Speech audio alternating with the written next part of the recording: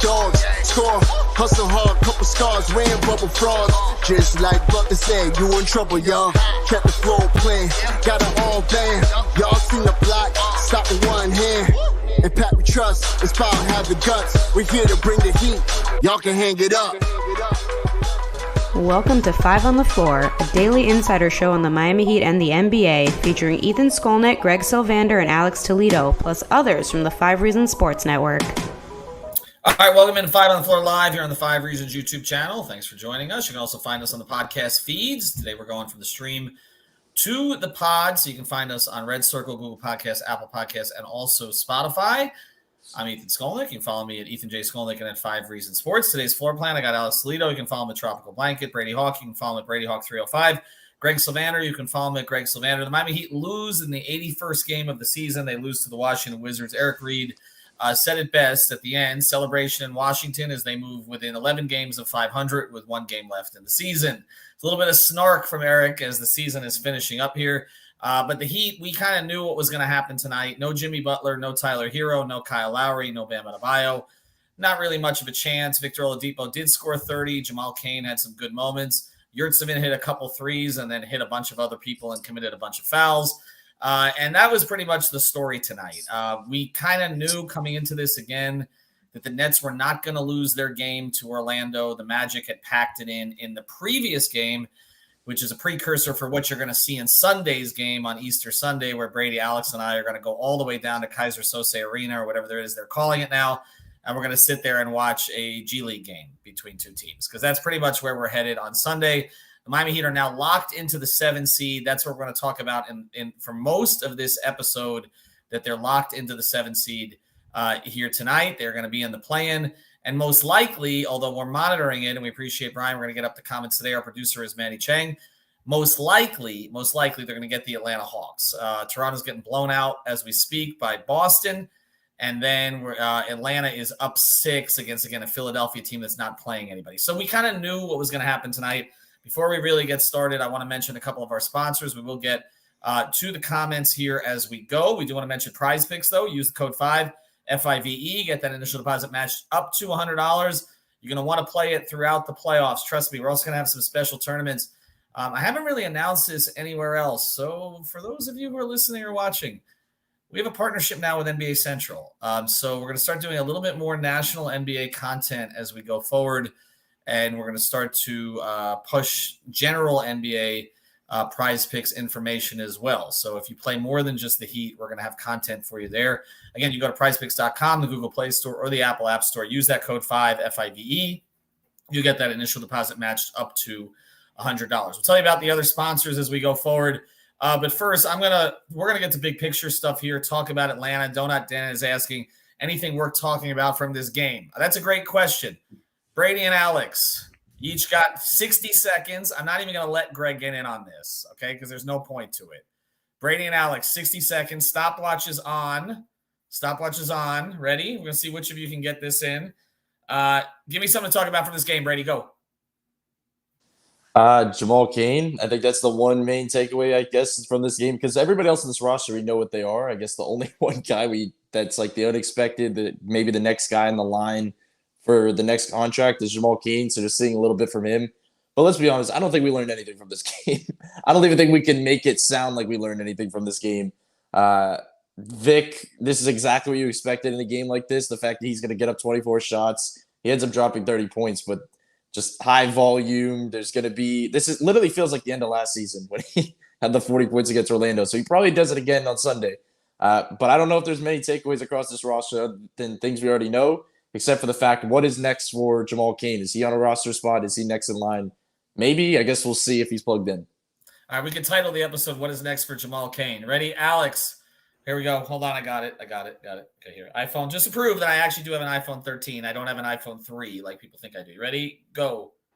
Well, look, I'm not even going to need 60 seconds to go through this, and your camera doesn't. You'll need 60 seconds. Alex, go. No, I'm definitely not going to need 60 seconds. Don't worry. Like, really, it like Brady said, it was cool to see Vic get some shots up. You know, maybe this will help his confidence if he just happens to get thrown in the series. That's fine. Like he said, like, we didn't learn anything about this game. I like seeing Highsmith do some stuff out there. And like Ben on our playback.tv/5 on the floor, go check that out, of course. like he said during that, like just watching Highsmith do his thing, no matter who is out there with him, he is always that guy. He's going to play that same type of role. So, it's kind of fun to watch him do it in a game that doesn't matter at all. Shout out Omer for hitting a couple threes and just getting the hopes up of everybody on Heat YouTube. And of course, just, watching Vic take all these shots. It's just a new signifier of the end of the season. So happy end of the season to you guys. Hold on, what do we got? 101. We almost got there. All right, let's transition.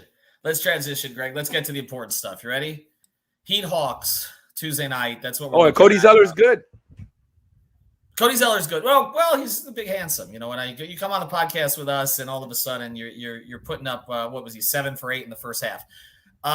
Greg, big picture here. Well, we'll talk about the Hawks matchup going forward, but let's talk big picture. And we're going to do grades on this team at some point between now and Tuesday. We're going to grade the regular season here, so we'll do this with greater scope than we're doing right now. Okay. But now that we know, we've known for a few days that they were going to be the 7th seed, but now that we know that they finished behind Milwaukee, Boston, Philadelphia, Cleveland. Now it starts to get a little ugly. The Knicks, the Nets, who traded Durant and Kyrie. How are we feeling? When we look backward, we definitely are disappointed. I don't think any Heat fan thought that they would be behind the Knicks and the Nets. If you think about the Nets and what they became towards the end of the season when they stripped the roster bare. So, or not so bare, it looks like now, right? We thought it was bare.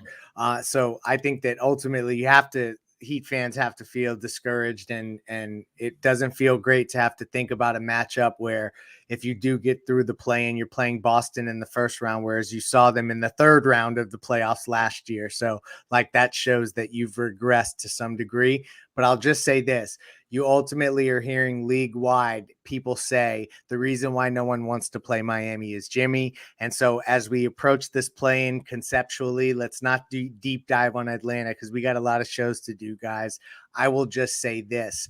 If you're telling me for one game on his home floor, one game on the road, or even in this Boston series, if they can shoot anything like they've been shooting recently, Jimmy's good enough. He's proved it to take over a series. So they've got a shot, slim one, but they've got a shot, but they got to get through the Atlanta matchup first. And they've got some challenges with Atlanta, but I think they also have some blueprints for success there too. First thing, I think they're going to beat Atlanta. So I know Jay King is saying here that I'm holding up the negativity from last year. I do think they're going to get out of the play-in. If they were playing Toronto, it would be a different conversation. I think they're going to beat Atlanta. They have a blueprint for Atlanta. They know how to guard Atlanta. Atlanta's inconsistent as it is. I think they'll be. I think Atlanta's worse than last year, to be honest. I think they'll beat Atlanta. But Brady's raising his eyebrows there, so we're going to talk about it. But I think they're worse. And they've been hugging the 500 line all year. I'll just say this, okay, before we get to Atlanta here after the break. The fact that we're at this point where it's all about Jimmy, national and local media, it's all about Jimmy, and rightly so, okay, rightly so. He's the guy who scares you, right? He's the guy shooting 62% since the All-Star break. And the man is literally, he does nothing wrong with a possession. There are no turnovers. There are no offensive fouls. There are almost no misses, and then he's getting you steals on the other end. It's ridiculous, the season that he's having. This is a top 5 season in Miami Heat history. We're going to have this conversation. I think we should before Tuesday. Regular seasons of Miami Heat history. So start thinking about that, Greg, because we know a couple of Dwaynes and a couple of Brons are in there. There's a Zoyer in there too, for sure. But you're looking at – this is an all-time Miami Heat season. It's clearly Jimmy's best, no question about it, even though he's going to finish at 64 games, okay, which means he would miss the awards next year if he was going for awards, but he never does anyway. But with that being said, you didn't think you'd be at this stage of the season and where it's all about everybody's just afraid of Jimmy. That's where we're at right now.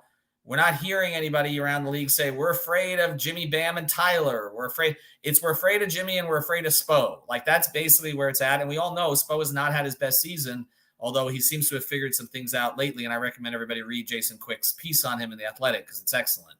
But that's where we're at. And to me, that's the disappointment. It's not just the seeding. It's that we've just had a whole year. I feel like I was just in the Bahamas with them for training camp, and it feels like nothing has been accomplished.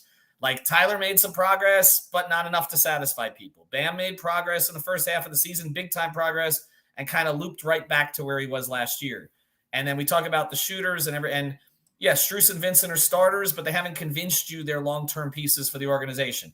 The one guy I keep coming back to, and then Jimmy, is Caleb. Like Caleb did what you wanted him to do when you signed him to that contract. But everybody else, I mean, even some of the guys playing tonight, Yurt can't stay on the floor. Okay, Depot shows you some things, but you know it's a mirage going forward. Okay, Bam took a step up though. Come on now. I mean, Depot scored 40 against Orlando last year in the last game of the season. We're right back where we were. Okay, so That's true. It doesn't feel like anything has really been accomplished other than finding some kind of a rotation here at the end of the season. Okay, so that's kind of where I'm at, and it's all about Jimmy. After the break, though, we're going to talk about Atlanta because I do think they're going to beat Atlanta, and I think most of us believe they're going to beat Atlanta, and I think that in a one-game sample, Jimmy's not going to let them lose at home to Atlanta. But we're going to talk about – but again, we're talking about Jimmy. Do want to mention a couple sponsors here, and then we're going to get some more comments up. We appreciate our producer tonight, Manny Chang. We do want to mention ODMPSI.com, ODMPSI.com. You can find them down in Pembroke Pines over there on Flamingo Road, but also they service the entire area. What do? Well, they connect you with high-level businesses. So they work with supermarkets, supermarket chains, banks, different employers all over South Florida and across the country. And so if you're looking for a job, they can help you with it. And also on the other end, if you are employed by a business or are up in the upper levels of a business and you're looking for great employees, they will connect you that way as well. So reach out. They also can handle your social media. They do a whole bunch of other things in the consulting space. Reach out to them, odmpsi.com. George and Josh came out to our watch party over Tropical Distillers the other night. Great guys, big Miami Heat fans. You're going to be seeing a lot more of them here with the network. So go to odmpsi.com. Just check it out. Just fill it out. Contact them at info.odmpsi.com. Tell them the job that you're looking for, and they will try to connect you with that employer. Also, I do want to mention, she's here in the comments. She always is. She's our favorite Miami Heat fan, one of our favorite supporters here. Lynette, insurancebylynette.com, 954-581-8800. All kinds of insurance you can get there, life insurance, renter's insurance, also, of course, car insurance. If you have a bad driving record, Lynette can get you a driver's she can get you insurance anyway. Trust me, I've dealt with this with her. She's the best. Not for me, it's for somebody else. Insurancebylynette.com, 954-581-8800, 954-581-8800, insurancebylynette.com. The Hawks, Alex, they are the definition of mediocre.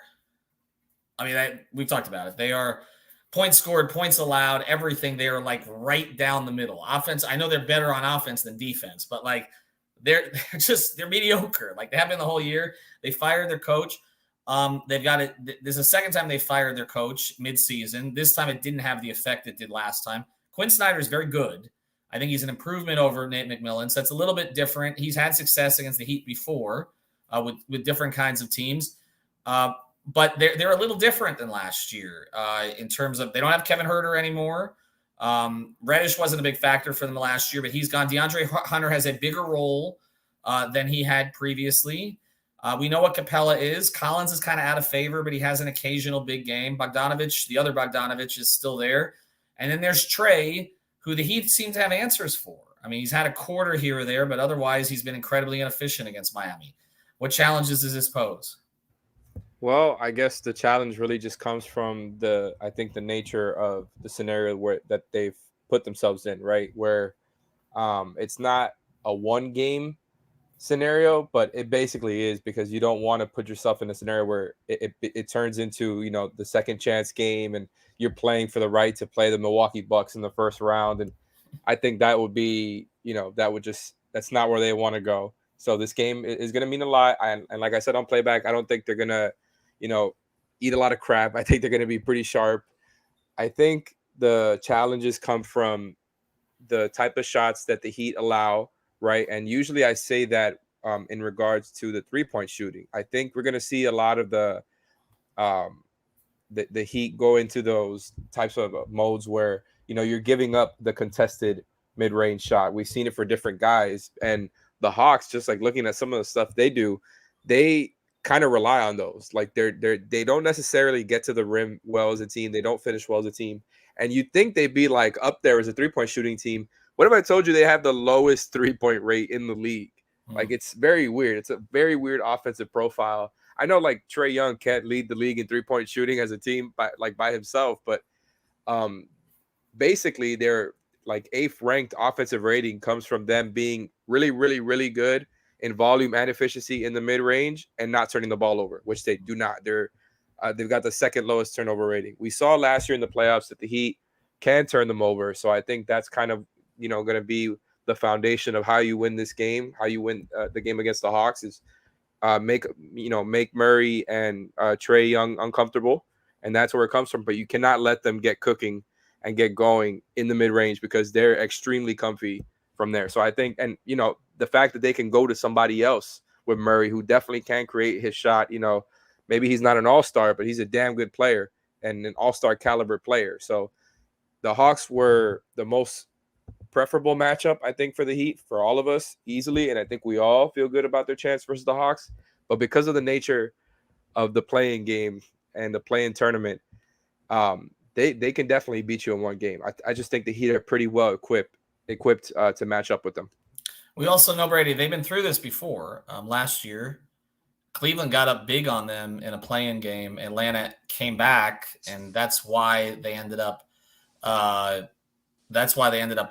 playing the Hawks in the first round. So they've been in this scenario, and they've come out of it okay. Was that game in Atlanta or Cleveland last year? I think Atlanta was the 7. I think Cleveland was the 8, from what I remember. But as you look at them, we talk about they are a little weird because I think people do think that they bomb a bunch of threes. They don't.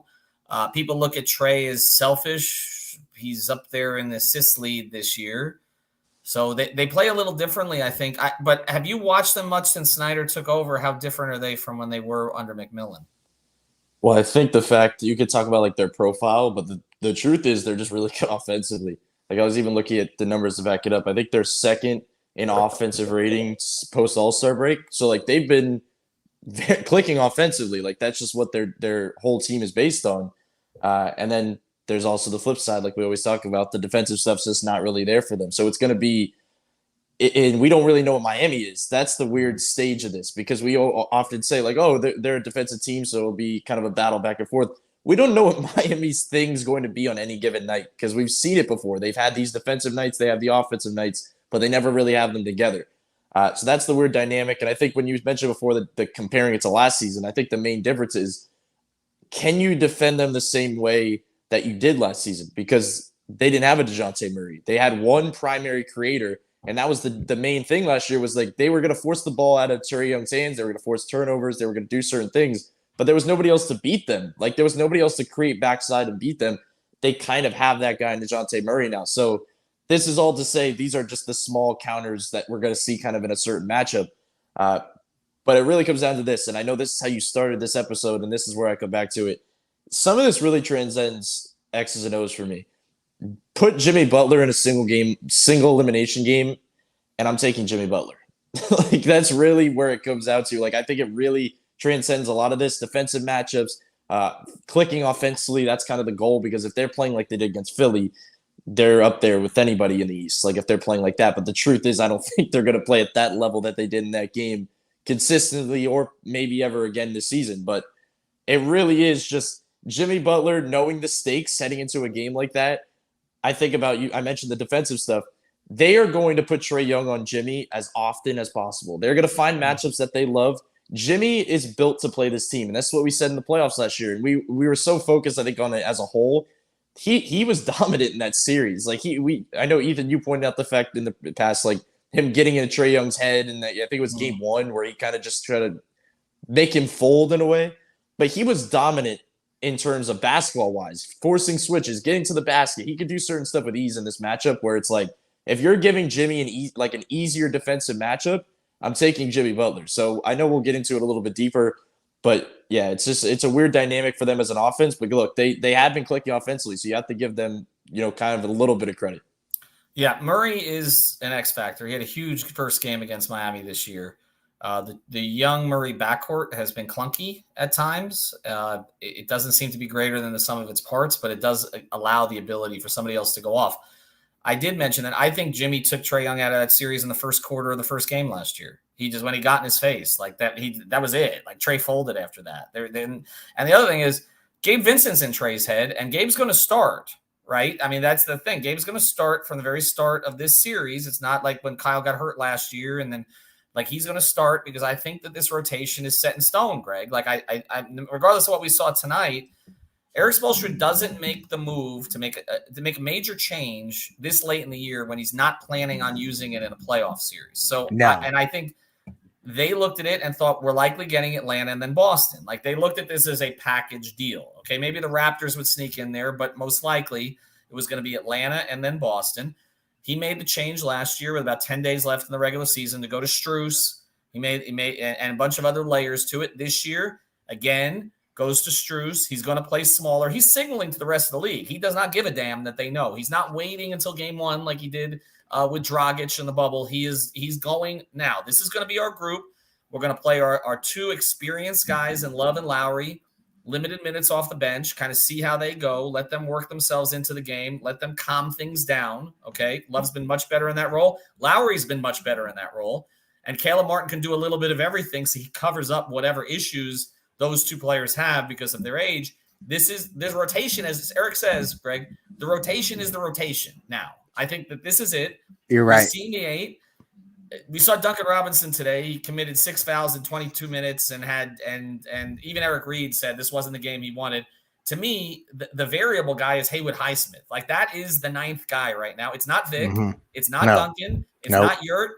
It's not even Cody. Although I think Cody is one who could get minutes if situation he's trouble for the others because they trust him.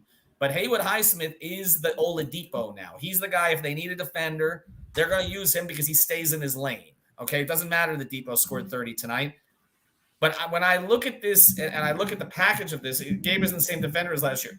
He's good enough. He's good enough that Trae cited him when he wasn't included in the promo stuff after the playoffs last year. But when I look at this overall, I'm in agreement with Brady on this. Jimmy's not going to let them lose this game. He's not going to let them lose this game against this team. He's just not. Like this is not. They played all of his strengths. But he's in the best player on the other team's head already. He's not going to lose this game. Like I feel Boston, totally different situation. He's not losing this game. The one thing to watch is Tyler has a little bit more financial security, but Max and Gabe being starters going into the playoffs, if they lay big old eggs, that's going to be a very interesting thing to come back from.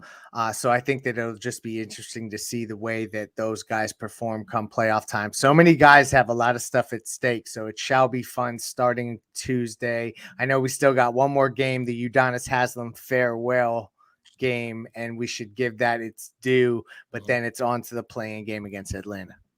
Yeah, and we're going to talk a lot about UD on Sunday. And I think that this sets up now where he's going to probably play 15 to 20 minutes on Sunday. We'll all be there for that. Certainly deserving. A lot of players are going to show up for that.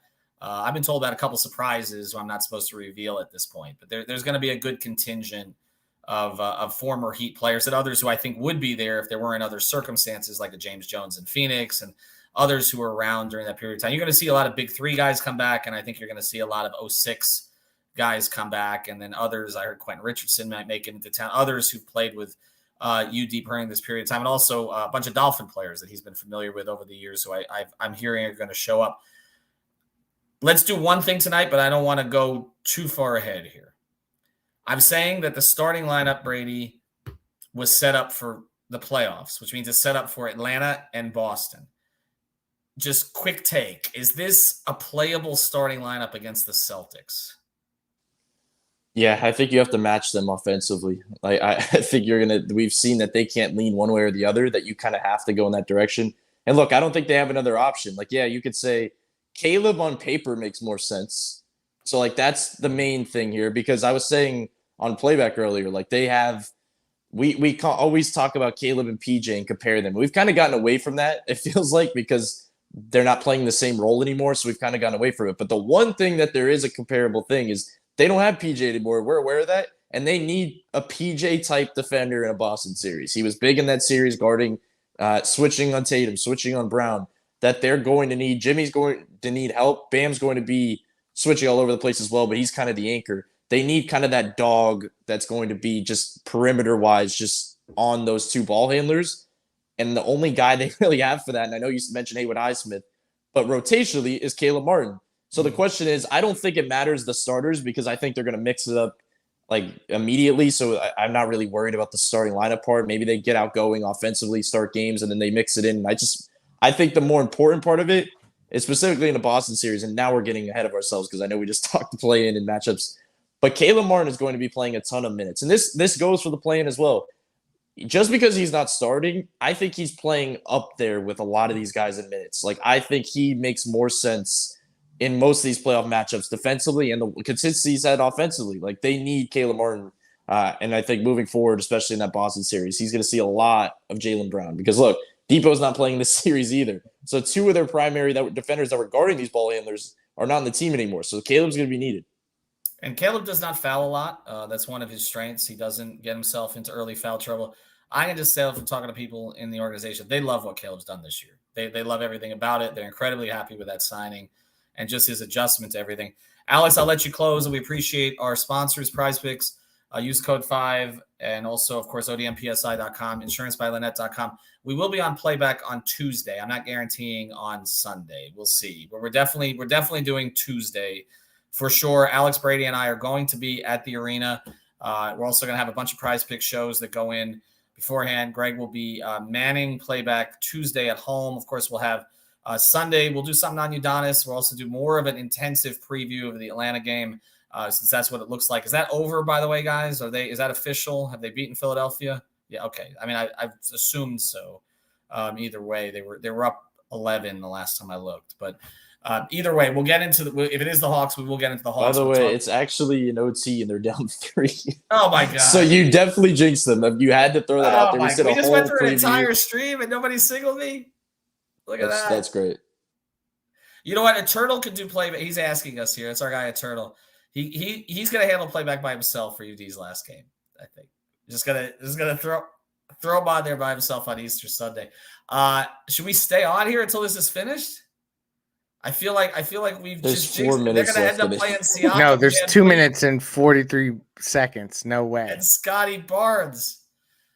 All right, well, we think it's gonna be Atlanta. We'll see if it's Atlanta. But so let's do something bigger picture here to close, Alex. Man, I hate the Sixers. Right? I mean, okay, let's do something bigger picture here to close. No team has won a championship with worse than a 6 seed. Houston Rockets did it in, I guess, Akeem. The second year, was the first year with Akeem or the second year with Akeem? One of the 2 years with Akeem. They pulled it out, and they had a weird year. It was the second year, I believe. It was after they beat the Magic. They beat 360 win teams in a row in that Western Conference run. Exactly, including, I think, the Spurs with Robinson, right? I believe. Yeah. I think it was something along those lines. Okay, so it was a 6 seed. The Knicks got to the finals. I know nobody likes to remember this. They got to the finals after beating the Heat in 99 as an 8 seed, and they got all the way to the finals with Sprewell and Houston with Ewing out, and then they lost to the Spurs in the finals. Still believe that the Heat would have won a championship that year if they had just survived the Knicks in the first round because there was no Michael to worry about. So a 7 seed winning a championship would be an enormous, or even getting to the finals would be a ridiculous, in the way of FAU winning the NCAA championship type thing. If I was to tell you right now, Alex, you can put down $100 of your hard-earned money, and I'm gonna give you I think it's 80-1 for the Heat to win a championship. So I mean, $100, you can win $8,000. You feeling good about your $100 right now? Not feeling good, man. But you know what? It's gonna be the greatest ever when it happens, and we recover it. It's gonna be awesome. But no, really, it's funny that you say that because we were kind of just joking around on playback that if the Heat somehow can, withstand the Boston Celtics in the first round, they'll be in the Eastern Conference Finals just because we all believe they can get through the Sixers in the second round. And then from there, you never know. You can just capture lightning in a bottle. But no, not really. I've been saying for a while that I thought they were headed for kind of a repeat of what happened 2 seasons ago, just not on that, drastic of a level. Like, I think it'll be a competitive series. It feels like they've been headed for a first round out for a while, but I really do think that they can really make it competitive and interesting. And I'm really looking forward to covering another Heat Celtics series. Granted, if they can get there, if they can survive whoever they got to face in the play-in. So, no, they're not going to win no damn title, but Jimmy really does give you a shot in a way that I think other 7 seeds in the past don't usually have that shot. Usually the 7 seed is kind of down and out. It's an NBA TV series a lot of times, especially in the East, right? This is not the Western Conference. And so it's good. I think Jimmy really gives you a shot. Bam and Tyler being better than what they were before gives you a shot. Kyle is looking pretty healthy, right? That he was not healthy during the playoffs last season. So those are, you can kind of hope for hot shooting in a playoff series, and you never know, right? But like ultimately, I'll probably give him like a 30% chance, 40% chance at highest, at the absolute highest to get out of the first round. Oh, wow. It is going to be a spotlighted series, which typically the Heat don't get if they get there. Typically, the Heat don't get in the first round in this incarnation of this team. But if it is Boston, they'll get good TV slots. It'll get the major TV slots. We know in the Western Conference what's going to get those slots. And what's crazy is you may have the Lakers and the Heat as both 7 seeds this season. So you don't usually get a Jimmy and a LeBron in the 7 spots. And Ethan, you mentioned the Heat's odds this year. They're going to give some team hell in the playoffs this year, but let's figure out what their odds are on next year's championship, because I may be willing to put the $100 down on that, depending on what the odds I'm not going to let you hope traffic for next season yet. Let's see them actually do something this offseason. All right, thanks to Brady, thanks to Greg, thanks to Alex. Raptors lost, right? Hawks were watching, so we'll do another episode tomorrow. We appreciate everybody joining us, everybody in the comments as well. Again, use Prize Picks, use the code 5, FIVE, insurancebyLynette.com, odmpsi.com. Talk to you tomorrow.